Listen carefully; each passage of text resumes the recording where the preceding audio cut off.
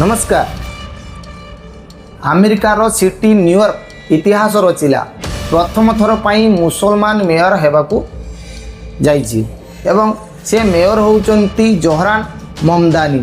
से जड़े भारतीय वंशोद्भूत एवं अमेरिकीय मुसलमान। से प्रथम थर पाई मेयर सिटीर मुसलमान भाव मेयर होइचंती।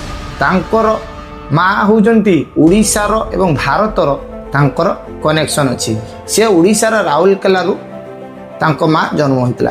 तांको माँ जने बॉलीवुडर सफल डायरेक्टर निर्देशक भावे जनाशुना एवं तांको बापा होउचंती जने गुजराती मुसलमान।